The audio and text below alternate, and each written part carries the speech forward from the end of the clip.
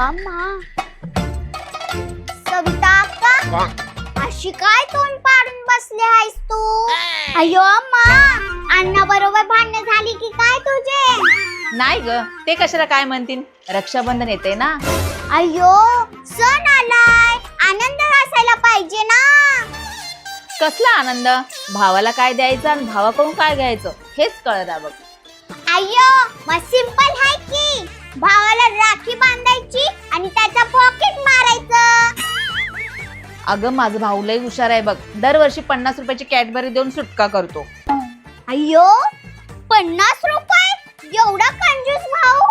मग काय, आणि वरून मलाच म्हणतो, ताई जरा मोठं मन ठेव. अयो, ऐसा है क्या? मग यावेळेस त्याला सोडायचंच नाही, आयफोन माग त्याला डायरेक्ट. आयफोन? अगं तो मला कवर पण घेऊन देणार नाही साधं. सविता अक्का, माझ्यापाशी एक सॉलिड आयडिया आहे. हो का, सांग ना लवकर, काय प्लॅन आहे?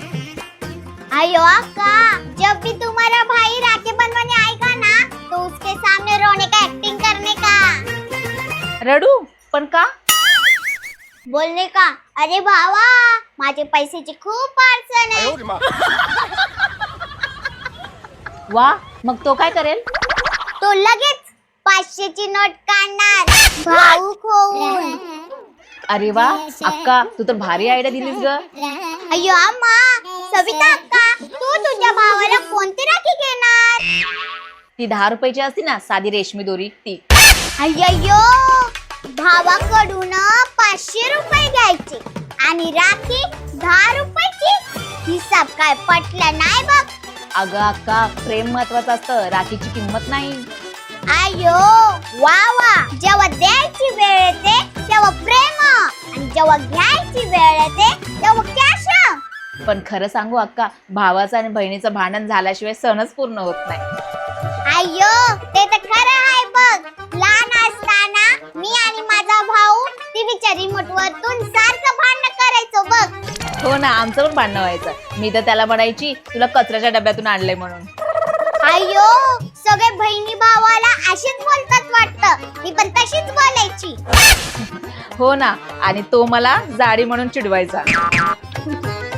किती गोड आठवणी असतात ना त्या लहानपणीच्या. असं वाटतं परत लहान व्हावा. पण अक्का, आजकालची परिस्थिती पाहून खूप वाईट वाटतं ग. अय्यो, काय झालं सविता अक्का, अशी का विचार करतेस? अगं, आजकाल क्षुल्लक कारणावरून सख्खी भावंड एकमेकांशी बोलणं सोडून देतात.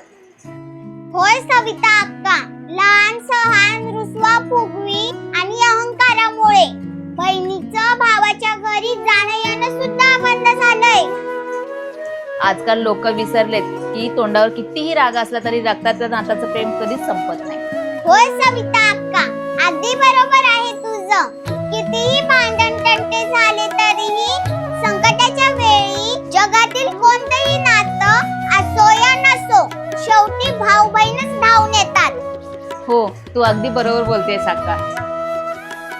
अय्यो, मग मी काय म्हणते, या सगळ्या लहान सहान गोष्टी मनाला लावून दूर कशाला राहायचं? जुने सगळे राग द्वेष अहंकार आजच विसरून जा. एक फोन करा आणि एकत्र या. कारण वस्तू आणि पैसे परत कमवता येतात, पण निघून गेलेली वेळ आणि तुटलेलं नातं सहजासहज जोडता येत नाही. या रक्षाबंधनाला फक्त रेशमी दोरा नका बांधू, तर दुरावलेल्या नात्याची गाठ घट्ट पुन्हा एकदा बांधा. तुम्हा सगळ्यांना रक्षाबंधनच्या मना